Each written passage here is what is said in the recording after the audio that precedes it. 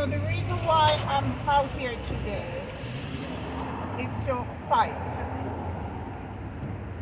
To fight. To fight for the young men and the young women that we say is our future of the future of this world. I have a grandson standing right here, guiding his face, Justin. I'm fighting for my other grandchildren. I'm fighting for your children, your young brothers, your young sisters, your niece, your nephew. So this is it. Taking back our children. We're all going to make a pledge today and say, I am taking back our children. The reason for this is we have seen so much murder, so much killing in the last couple of days. And this message came to me since 2011 to take back our children. It is our responsibility. Each and every one of us responsibility. It is the big brother's responsibility. It is the neighbor's responsibility. It's your best friend's responsibility. It is the elected official's responsibility. The state, the city, this world, it's all our responsibility. So this is what we're going to do. We're going to take them back. So when you see that young fresh one out there and you turn your back at him or her, just say, I love you. How you doing today? And in your heart, you're saying, I pledge to take back that child. Even if you don't know that child. So we have that wayward one from our neighbor who doesn't even say good morning. We don't know what he's doing, but we're saying, I pledge to take that one back too. Your little brother, your little sisters, all of this. And I believe and feel in my heart that if we all do that, then we are moving on to something else. Some of these young people that's shooting, I believe that they need extra love. I believe that there's a lot of things that's going on with them, and they need more than what they are getting. It's our responsibility to reach out. So if you're a parent, a big brother, or a sister today, and you know your 16-year-old is not working, but he walking there with two $200 sneakers and all them fancy jackets and things. You know for a fact, iPhone, whatever number it's at right now, if it's a 14 or what, you know, thank you, Pastor, 13, you know they're not working. Yes. Where did they get those items from? When I was growing up, you couldn't bring anything inside. Somebody said to me the other day, if it was a pencil, you're bringing it back. You're bringing it back. So that's how we're going to become vigilant, if that's the right word, villagers. So we're going to be community together and not separated. We're going to be neighbors and not separated. We're going to be the church and not separated. We're going to be the mothers and not separated. We're going to be the fathers and not separated. So again, my word is, we are taking back our children as of today. 29 years, my son was murdered, Loxley, as we call him. 29 years ago. And someone may say, oh, it's a long time. No, it's not. It is not from my heart. It is not from my womb. It is not. It's as if today is one of the hardest days again. You know, people dying. It's hard for us mothers when we listen to it. When we see the police officers murdered. And we feel it also for the mother of that child that murdered these officers. We are going through a whole lot of things that you don't know about. In the beginning, I used to call it madness. Now I say heaviness because it's still there. But as I said, we're going to join this pledge today, and we're going to say, I pledge to take back our children. So I'm going to hand the mic over to Tricia right now. Thank you. Thank you. Thank you, Ms. Maxine. Good afternoon, everyone. My condolences to all that have been lost since the year started and it's still happening. You know, February 6, 1993, Carlton Loxley Bennett was murdered. And I speak to Miss Maxine all the time, and the strength that she has, it's amazing. It's amazing to see the strength that she has to know that her son was killed at 16 years old.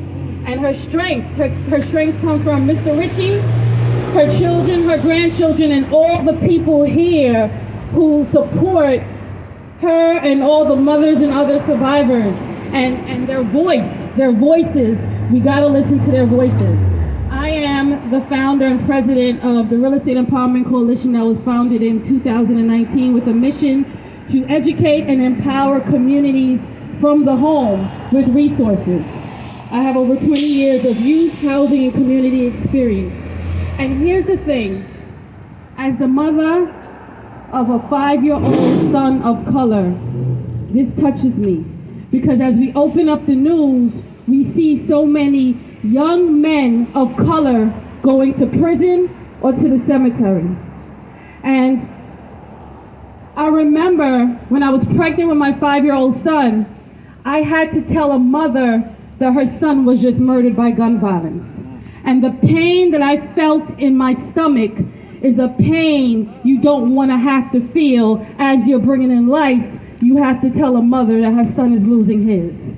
I remember sitting in Rikers Island in the day room, counseling young men in the prison, men that could be as young as my own son at that age. And I had to counsel them about things that they were doing.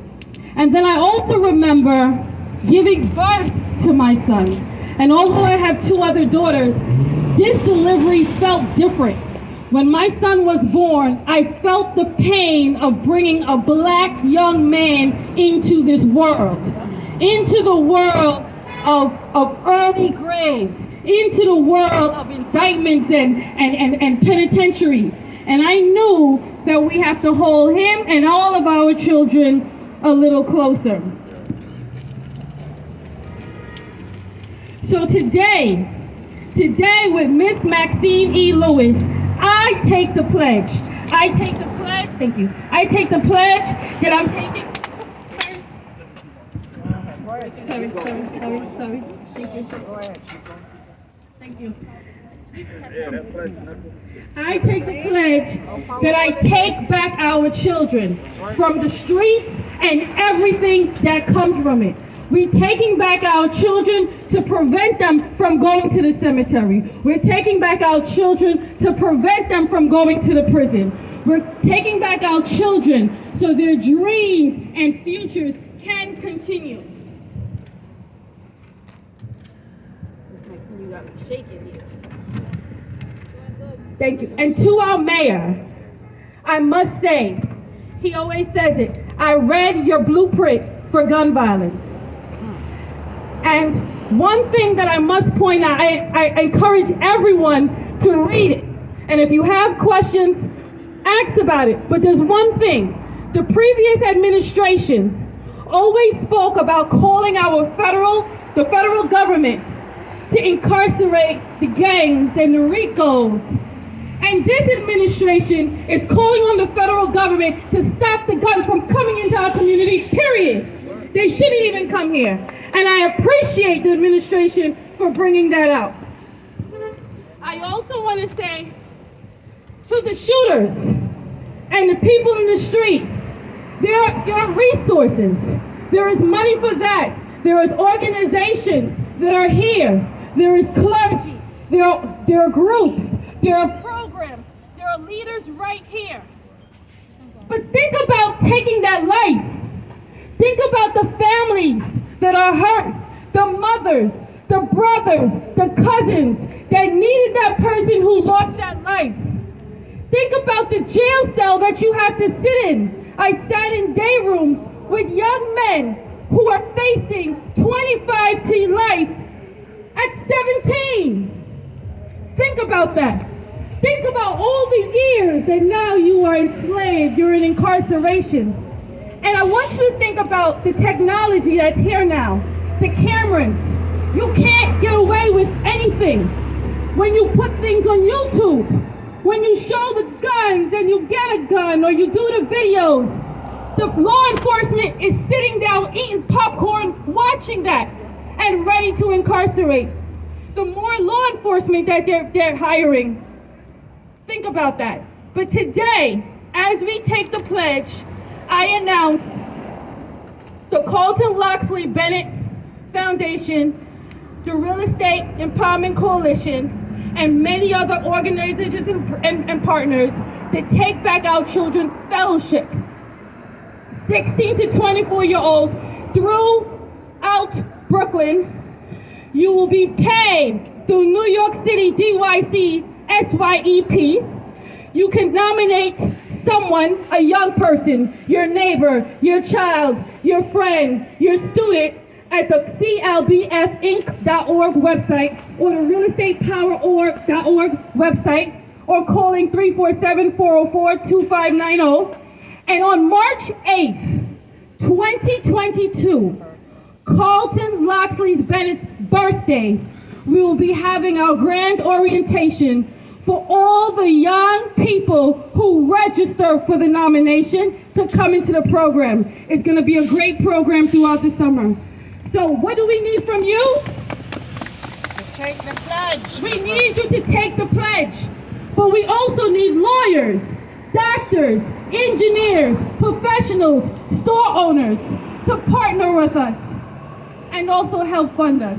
Thank you.